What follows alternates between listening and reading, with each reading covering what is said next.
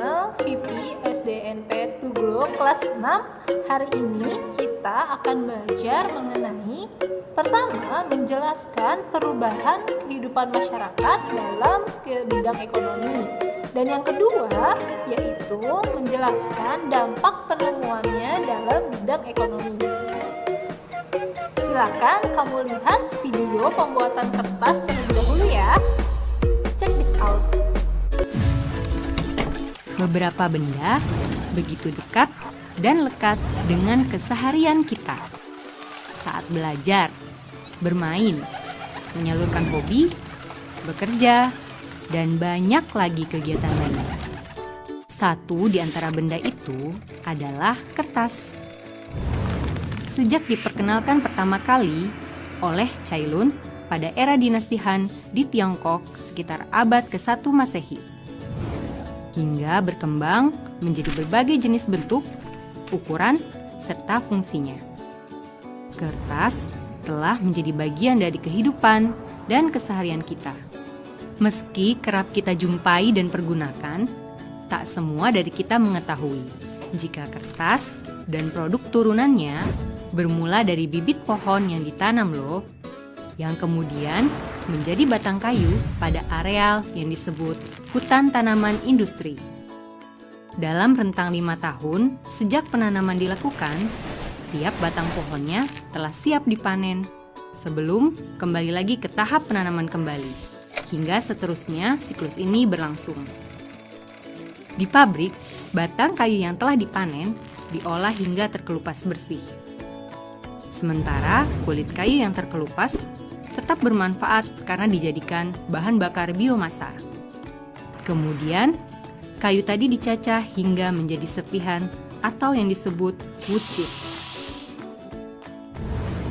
Caranya, serpihan kayu dimasak dalam tangki raksasa yang bertekanan tinggi, serupa proses pencernaan dalam tubuh manusia. Hasilnya, dalam bentuk yang lembut, serat kayu yang dibutuhkan akan terpisah dari kandungan lainnya. Selanjutnya, bubur kertas atau pulp akan mulai terlihat bentuknya. Sesuai kebutuhan, pulp ada yang dikeringkan hingga berbentuk padat dan siap dikemas. Ada pula yang langsung diproses ke tahap selanjutnya. Selanjutnya, pulp tadi sudah bisa diolah untuk menjadi kertas dan beragam produk turunannya. Caranya dengan terlebih dahulu mencairkan pulp hingga berbentuk bubur yang dikenal dengan tahapan wet end. Mengalirkannya ke mesin di mana pulp diperas dan ditekan sedemikian rupa atau biasa disebut tahapan dry end, hingga terbentuklah lembaran kertas seperti yang kita kenal dalam bentuk gulungan raksasa. Dari gulungan tadi dilakukan pemotongan sesuai ukuran dan jenis produk yang dikehendaki. Berlanjut ke pemilahan dan pemeriksaan kualitas.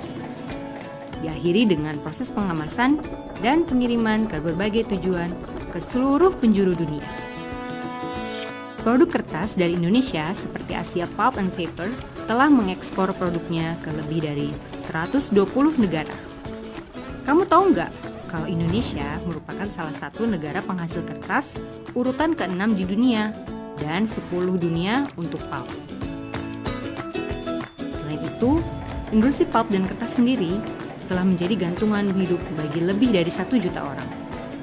Tentunya, kamu akan semakin keren ketika kamu tak sekedar menggunakan kertas, melainkan juga meluaskan cakrawala pengetahuan dengan memahami dari mana, bagaimana kertas itu bermula, dan potensi kertas bagi kemajuan Indonesia. Nah, setelah kamu melihat video pembuatan kertas, selanjutnya setelah kertas berhasil diproduksi, kertas akan disalurkan ke konsumen atau disebut juga dengan nama distribusi. Nah, untuk alur proses distribusinya, yang pertama yaitu melalui produsen, kemudian ke agen, setelah dari agen ke pedagang besar, kemudian ke pedagang kecil, setelah itu baru ke konsumen. Distribusi juga bisa diartikan dengan kegiatan untuk memperlancar dan juga mempermudah kegiatan pengantaran barang kepada konsumen.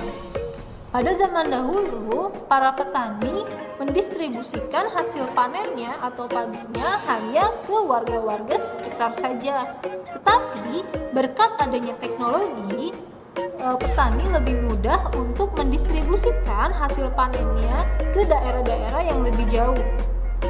Para petani saat ini menggunakan mobil ataupun truk untuk menghasilkan hasil panennya. Berbeda sekali ya pada zaman dahulu. Nah, kemajuan dari sarana transportasi tersebut merupakan wujud dari perubahan sosial budaya yang ada di masyarakat. Nah, kegiatan distribusi tersebut saat ini memudahkan untuk masyarakat mendapatkan barang lebih cepat dan lebih mudah.